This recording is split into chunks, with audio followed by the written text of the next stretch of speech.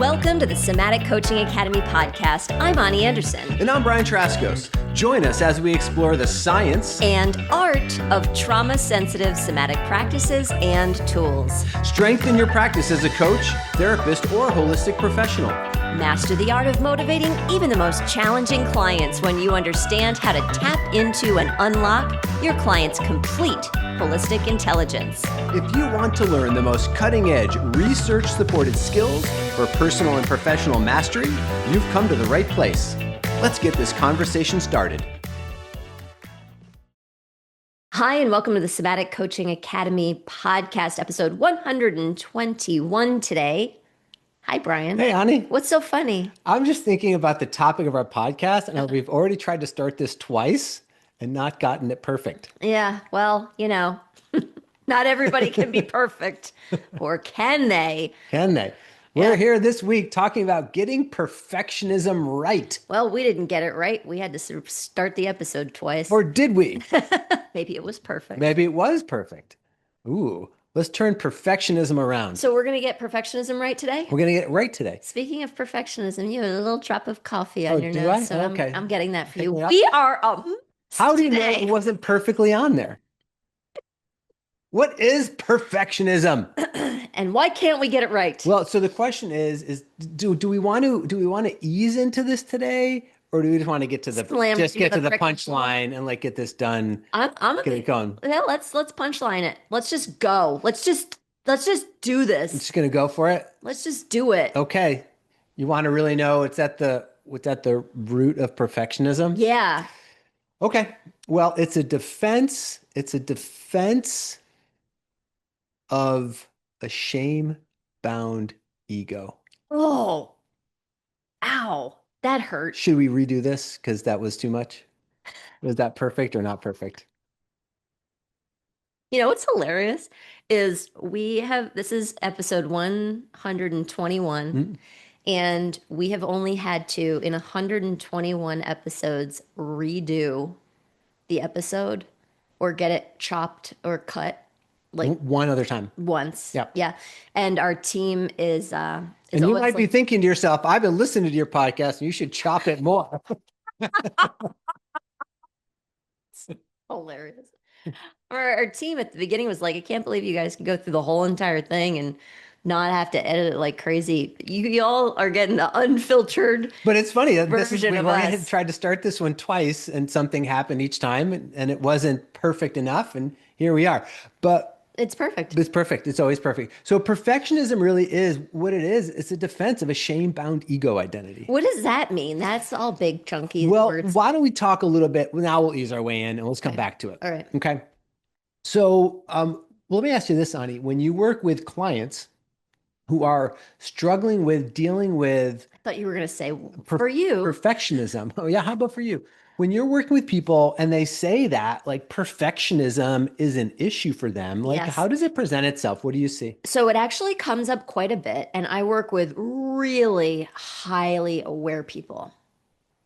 And they will come to me and they'll tell me I want to work on my perfectionism. Oh, really? Will they actually call it out? Yeah, okay. Yeah. Which I so they see it that's getting in the way. They actually see that's getting in the way. I think that's all clients, but my clients are super highly aware folks who do a lot of their own work, have done a lot of their own work, So, I can think back over my career and how it's shown up for people. But for my people now, Brian, they show up and they say, I want to work on my perfectionism stuff. So in the past, I think that perfectionism has shown up, suffering. Okay, say more. So like dealing with the same pain that's going on and almost like this perpetuating of it is something. Real inability to accept one's own humanity. So things like I have emotions, specifically anger, really shows up for people that they don't want to be angry. Oh, interesting. Yeah. Okay. And trying to get around being angry or sad or any quote unquote negative emotional state. A perpetuation of really harsh self-talk. Yes. Yeah. Well, that is a key feature actually of perfectionism. Yep. Yep. Shows up like that. Of course, there's kind of I think it seems probably more typical, like I can never achieve my goals. And if I do, I don't notice that I do. And I don't allow myself to kind of celebrate where I've gotten. Okay. And a denial of more some of the little things in life and presence. Hmm. Actually, presence is a big one that I think a lot of people are looking for and can't seem to achieve. And I would say that shows up with a lot of perfectionism stuff. Hmm. It's Yeah. difficulty maintaining present, like really wanting to be present. Yeah. It's interesting because, at the Somatic Coaching Academy, we kind of have two tracts that people engage with the organization in. And so one of those tracks is people get coaching for themselves. And the other track is they get trained to do sensation-based motivation coaching. And while you and I both overlap into both of those areas, you take more of the lead in the coaching, like the individual kind of performance. Sure, And I with the take a associate coach team. Yeah, and Yeah, I take a little bit more of the lead in the teaching side, right. in the certification side. Yeah. So as I'm listening to you talk about what perfectionism looks like in your clients, like come at it usually from students. Like, what does it look like in the students? Sure. And in the students, because we're doing things where people are learning information and where people are then integrating that information and using it, where I see perfectionism show up in people, I'm not doing it right. And there's like a big attachment to doing it the right way, sort of Hmm. thing. And a lot of the way, and I think this is the way we kind of go at it with the coaching also, is like, well, how do you know it's the right way or the wrong way? I mean, who told you that it was right or wrong?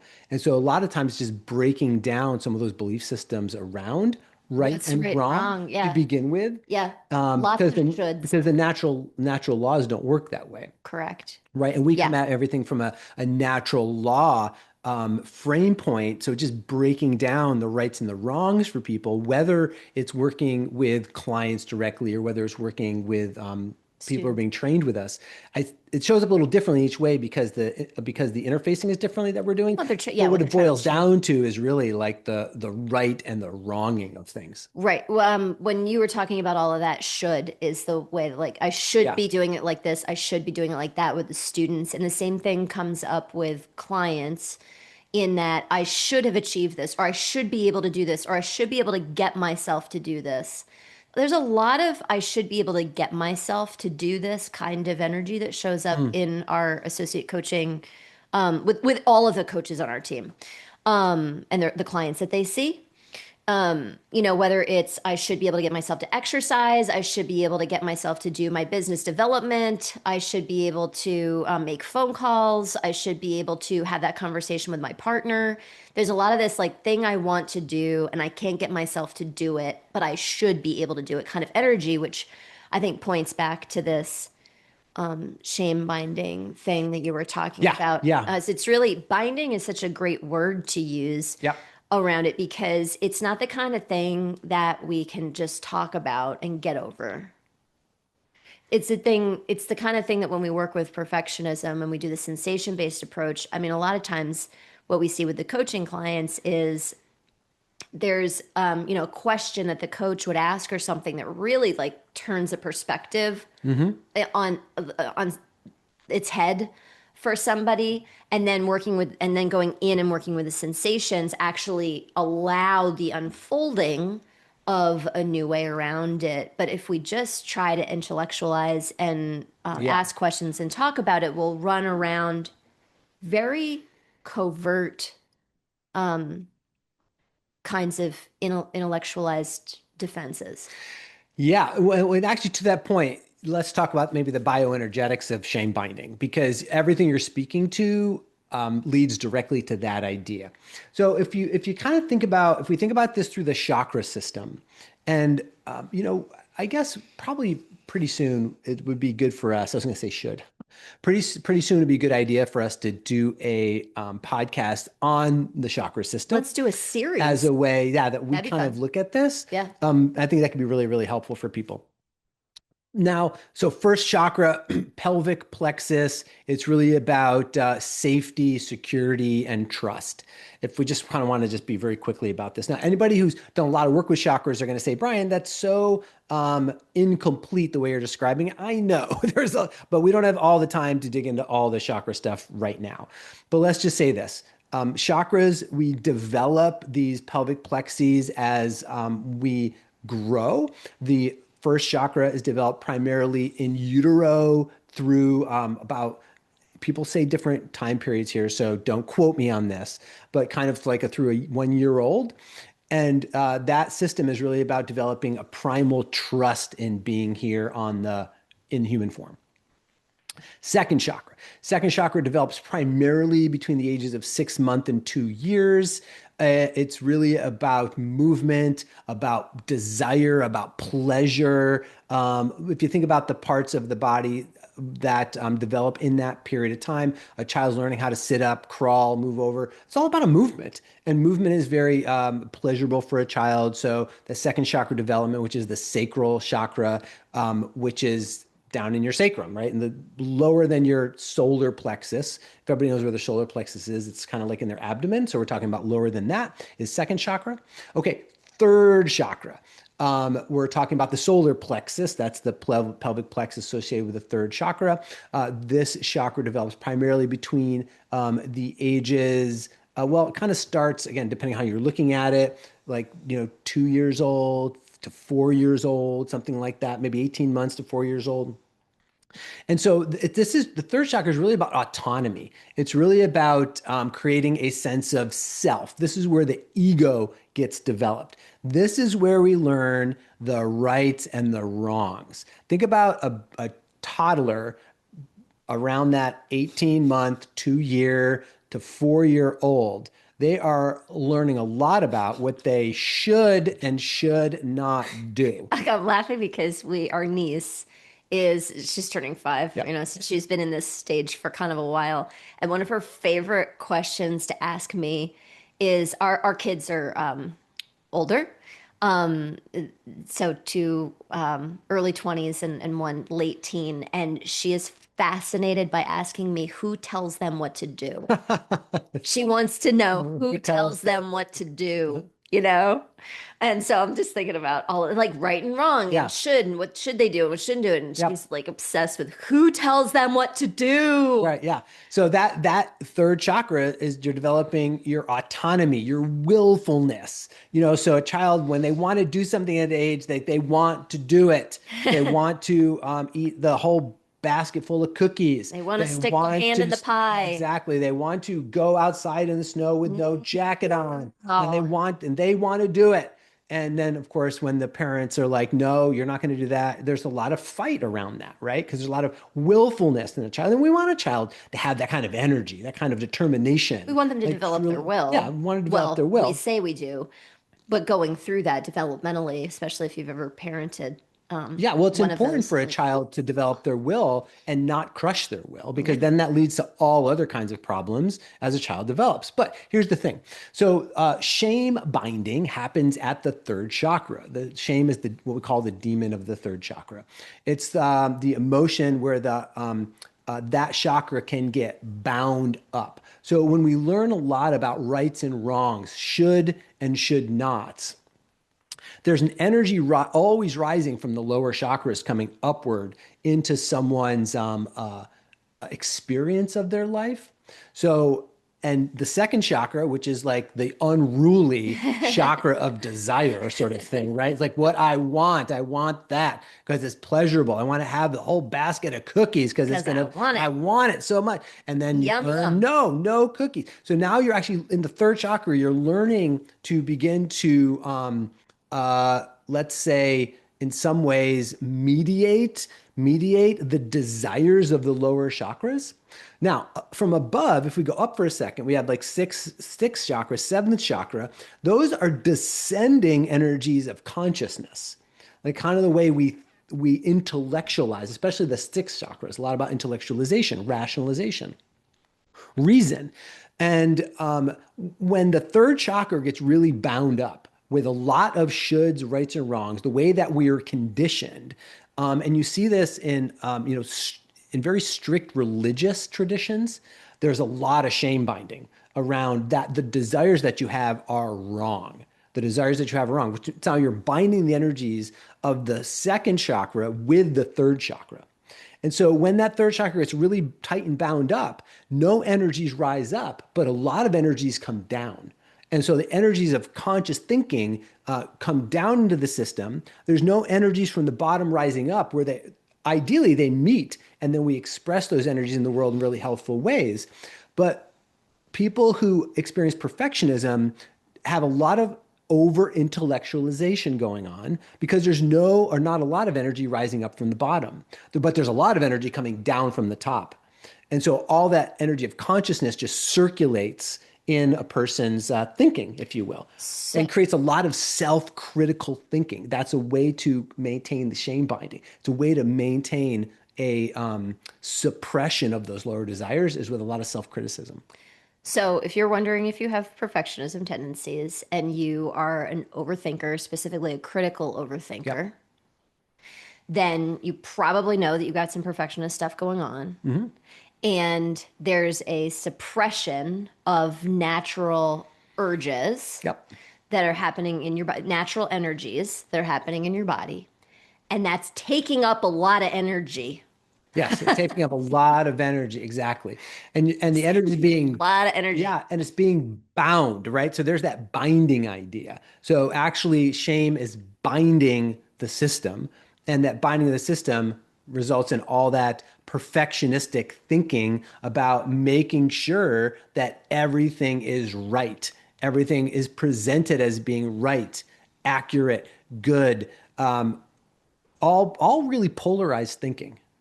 I'm just imagining this whole thing playing out, like how the binding is like keeping it in alignment, in order.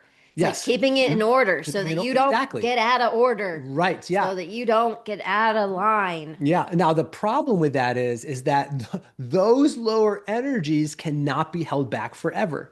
Like those lower impulses cannot be held back forever. They And leak out. they either leak out or every once in a while they'll erupt. Right. And Yeah. they erupt as an outburst. They'll erupt as some type of lapse of ordinarily really tight self-control. Yeah. So then all of a sudden you're binge watching something Netflix. that you're not supposed to watch, or you're eating Well, forbidden foods. it can go into under functioning or it can go into over functioning. Right. So it can go into under functioning, like I'm going to sit around and watch Netflix all day. It can also go into over functioning where I'm going to like do I'm going to clean my whole house kind of thing. Yeah. Right. That kind of wrestling. Like you were saying, polarization. Yeah, sure. But it'll some at some point in time it'll blow up, and which actually creates more shame. Yeah. Well, yeah. It's like a self-fulfilling prophecy, right? Exactly. Yeah. So then we have to try to recontrol it, rebind it down even tighter this time, and then it'll leak through again at some point in time, and then we go into that whole cycle again. Right. Right. So lots of times when we see people, either people that we know or even people in the media or whatever it is, and all of a sudden they do something that's way out of characteristic for them that seems like a loss of self-control thing. That's really what's showing up. What's showing up is that there's a tremendous amount or enough shame binding that occurs that it just can't hold it back forever. You'll get an explosion of lower instinctual behaviors that ordinarily someone's trying to hold under control that then happen. And then there's all this apologizing and trying to explain it and all that kind of stuff. And then the lid goes tighter, and then who knows what happens after that. But that's oftentimes what you see.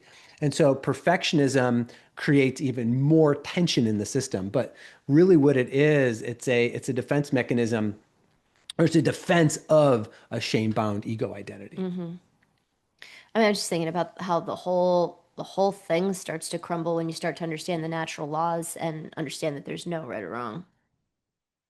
Yeah, exactly. So so there's I mean, you need to like actually embody that to actually do something with it. But it does start to yes. crack.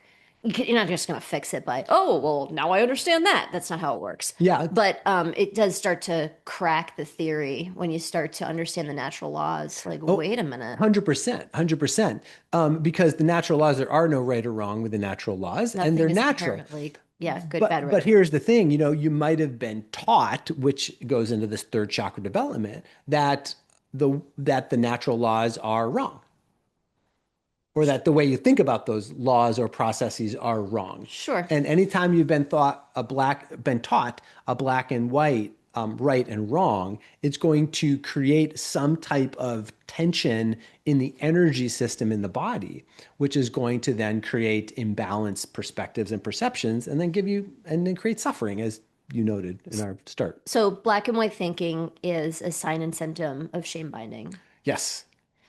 Yeah. So I used to deal with a lot of black and white thinking. Now I can catch it more often. I couldn't even catch it at first. But I think that's a really good one to notice Yeah. for people and to be able to see it for what it is. I'm just remembering being in coaching school, and I don't even remember the technique that they were proposing we use with people who had black and white thinking. But I remember it was like it was intellectual, but it was an intellectual Yeah. technique, to use. So one of the ways that black and white thinking shows up that you might not recognize is always in nevers. Yes. Yep. You'll hear yourself saying it out loud. You hear yourself saying always and never, or one of the ones that slips out of my mouth less now, but used to all the time is everybody and nobody. Yes. Yeah. Everybody thinks this. Nobody thinks that. So just some really practical ways to be able to catch yourself in black and white thinking Yeah. because these are subconscious patterns that are running. So we have to really use our conscious attention to watch and witness ourselves and be able to catch ourselves Yeah, for sure. in the act. For sure. There's a little trick I like to use when helping people begin to erode the perfectionist identity from an intellectual place. And again, this is not an end all or be all. It's just a way to start chipping away at it. It's because perfectionism is either or thinking. A question I ask people and say, well, then let me ask you a question. Is it that nothing is perfect or that everything is already perfect? Yeah, boy, that just really screws with you, right? Because you hear out there both sides of that one. Right, but just Everything's perfect. presenting Nothing's perfect. that dilemma for someone Yeah. helps them to kind of like ooh, Hey. like oh gosh, I mean, I don't know. So is nothing perfect or is everything already perfect? Yeah, that screws with you. Just from a natural perspective, sort of thing. Right? Let's just think about that. And while those questions are like great places to start, it's still actually using the ego rationalization against the ego. So you're actually using an ego tool against itself when you ask that question. It starts to Like a kind of Jedi trick. weak. It is actually a bit of a Jedi trick, but it just Sounds like a little Star it Wars. starts to just erode a little bit that association where there's like no room for error. Like that's what perfection is really about, right? And that's what shame binding is really about, is that there's no room for error. Hmm. And so what we have to move is from the black and white into the gray. Have to help people realize that the world is really gray. It's not black and white. That is hilarious that you said that because you know what I say? It's rainbow color. It's rainbow color. You would say it's gray, Yeah, it's gray. and I would say it's rainbow color. Well, I guess the rainbows are kind of all between black and white, right? Yeah, so it can be gray rainbow also, I guess. It's not black and white. Let's put it that way. Let's just say like that. So really, Which one's right? which one's right? I Right, don't know. Are we honey. getting it right? Are we getting perfectionism right? So if we know that perfectionism is a really a shame-bound ego identity, then let's ask ourselves, what's it really protecting against? What is perfectionism really protecting against then? If we come back to the third chakra and the development there, what's really protecting against is humiliation.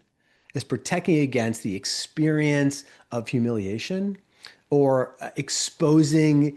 exposing the impulses that we've been taught are Or inappropriate or unacceptable. wrong. Yeah. And when we take then that perfectionism to the perfect level, let's put it that way, it doesn't just end up then helping us to moderate socially appropriate impulses. It leaches into everything that we do in our life, right? It's like, and then everything is either has to be perfect or nothing is ever perfect. And we're back in that black and white again. Boy, trying to avoid humiliation is, something else because humiliation is really painful. It's really painful. And it's part of that third chakra ego identity. I mean, it is like it's It really is core crushing. to someone's ego. Yeah, I mean, the ego is developed in the third chakra at that period of time in our life. So you can kind of think about ego and third chakra are pretty synonymous with one another. Yeah. Yeah. I mean, when somebody feels humiliation, and I'm thinking back to my own experience of that, and with other people I've witnessed, when you experience humiliation and then you go, "Oh my God, who am I now?" Right. Yeah. That's just kind of scary because I mean, the part of the primal human fear is that we're going to be abandoned. Yep. And so not only might I be abandoned because I was just humiliated, so that's an abandonment issue right Mhm. there. Yep. But then like if I don't figure out who I am based on this whole experience, I risk my abandonment again. Like, woo, it's Yeah. big stuff. Yeah. And right after a humiliating experience, the impulse for most people is to just really try to find safety again Hmm. and find out where's my safe community, where's my safe people, where am I accepted Well, as that's the impulse for that. through conforming. Yes, through conforming, Right. right? Or by jumping into communities that are not actually healthy or safe Right. for them. Right. Well, back to like the same. Go to what's the same, Yeah. right? Because that's the known, I guess. Yeah. Go back to the So known. so the degree to which a person experiences perfectionism can really actually tell you to what degree they are shame bound, Okay. you know? So, I mean, I've met people, I think everything is in degrees. Again, perfectionism itself Right. isn't black and white. It's not like you're 100% perfectionism or not. It's, we all have percentages of these things. So I've met people who have a tremendous amount of investment in perfectionism. And I've met other people who have maybe tendencies toward perfectionism, and other people who maybe just a couple areas in their life they tend that towards.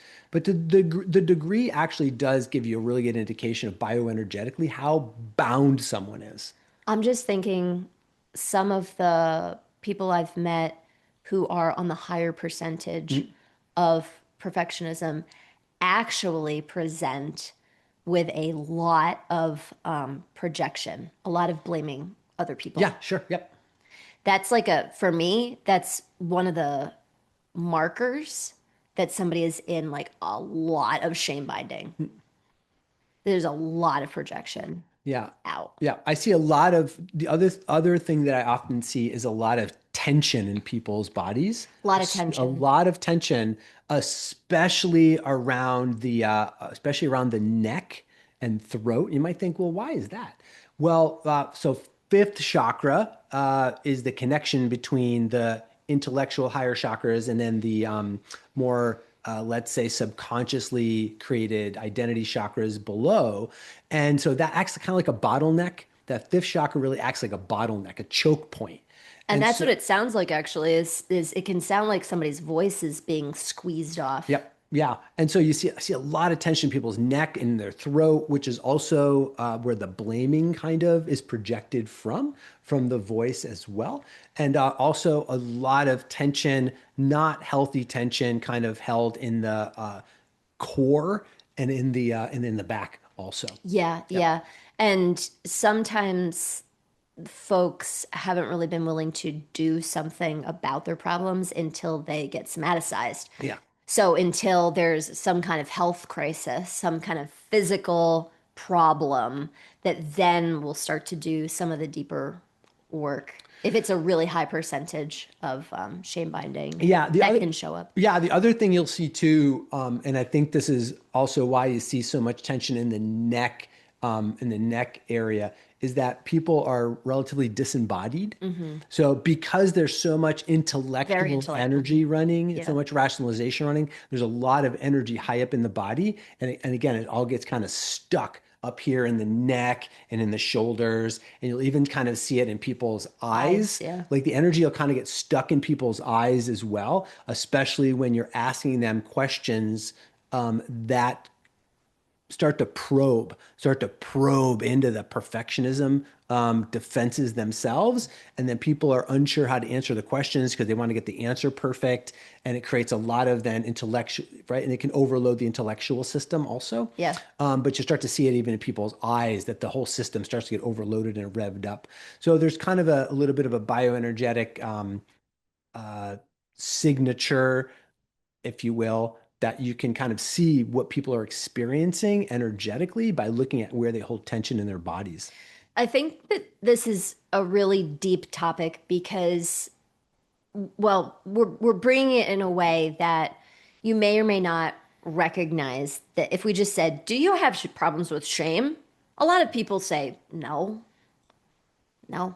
So we've spent a lot of time exploring a bunch of more superficial things that you may find that you have or that Hmm. see with folks and being able to recognize because we can't change anything we're not aware of. And a lot of times out there, people talk about shame or guilt or fear, but it's hard to identify with those Hmm. experiences. So seeing some of these more kind of superficial ways and like everyday ways that these things show up can help us to become aware of some deeper things that are going on. Yeah. So I just want to bring that up because I think sometimes with a topic like this, listeners might be feeling like, oh my God, I do some of those things. What do I do about it?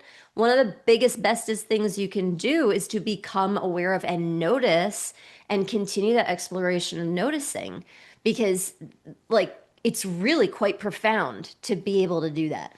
It's a big deal to be able to become aware of yourself like that. Huge. That's a huge first step. And we suggest that people actually spend a fair amount of time just doing that Mhm. because you've been living in your patterns for years, likely.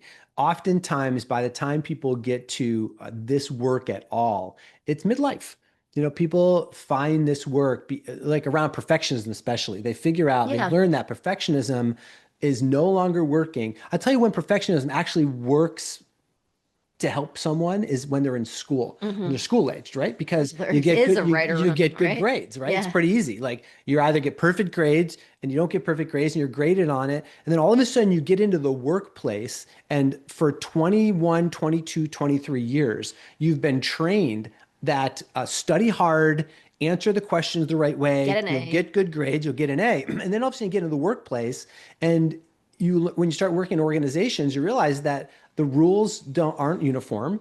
Not Not everybody black and white plays by the anymore. same rules. You don't get a grade for it. It's not black and white anymore. And then people struggle with that for a really long time. They fight that typically for a while. And then sometime in someone's mid 30s, early 40s, mid 40s, the whole thing falls apart. And they realize that perfectionism is not working for them, but they've been using it for 30 plus years. And so they don't know any other way to be, Right. right? And so when they start kind of engaging with it, it takes a while to become aware of where perfectionism, that defense shows up in so many different places in a person's life. Hmm. So you don't want to jump over that step. You want to get as much information as you possibly can in that step, Yeah. right? And then after, doing some of that work, using the sensation-based tools will help you to begin to Yep. change the patterns for sure. That first step is really, really critically important. Yep, absolutely. And then when you start working with the tools, you start working with them in your body to start loosening the actual binding in the body of the muscular tension patterns that are associated with shame binding. Yeah, and one of the biggest side effects you're going to see is it's going to free up a tremendous amount of energy. So all of a sudden, you're going to have better, brighter ideas. You're going to have more color behind your eyes. You're going to feel better. You're going to be healthier. You're going to have more passion and enthusiasm and magnetism. And all of that stuff happens as a natural side effect of releasing the binding because you've just released a tremendous amount of energy from your system. Yep. Yeah. And So, I mean, a lot of times people are looking for those things, the clarity, the enthusiasm, whatever, and it actually comes from releasing the binding. yeah, and as you're engaging with this process, you might think, well, what's the perfect way to do it? And the invitation is you have to be able to let go of that defense mechanism in order to really meet the underlying somatic patterns that are holding the whole pile of cards in place, if you will. Because those patterns are just perfect the way they are. Yeah, exactly. It's perfect. And they're just patterns too, by the way, right? They're Just not kidding. actually like who you are. It's just They're patterns. patterns. They're just patterns. We're a bunch of A pattern. bunch of patterns. And Yeah. as we let go of those things, we can enter more into living in the rainbow And enjoy or into the gray. a rainbow. Brian, that was so nice of you to Yeah. bring it back to the Back to the rainbow. rainbow and not Oh, in the black and white so much. yeah. So if this episode felt perfect to you and you and you feel like sharing it with a friend would feel enriching and perfect as well, please do that. It's a great one to share with a friend because then you can share in this conversation and help to have somebody to talk about talk about it with because that's a part of this shame binding thing is being able to talk about these things Get with it out in the people. open. Yeah, So get it out in the open. so share it with a friend and we always look forward to hearing your insights and your light bulb moments. So let us know about that. And we'll see you next week. All right, see you next week. Bye-bye. Thank you for listening to this episode. We hope that this conversation will help you improve your practice and change the way you think about your work, your clients, and yourself. Continue your exploration of trauma-sensitive somatic coaching by listening to more podcast episodes at somaticcoachingacademy.com. You could be the trusted guide that people turn to help them with their most challenging situations and to reach their most precious goals. Thank you for joining us. We'll see you next time.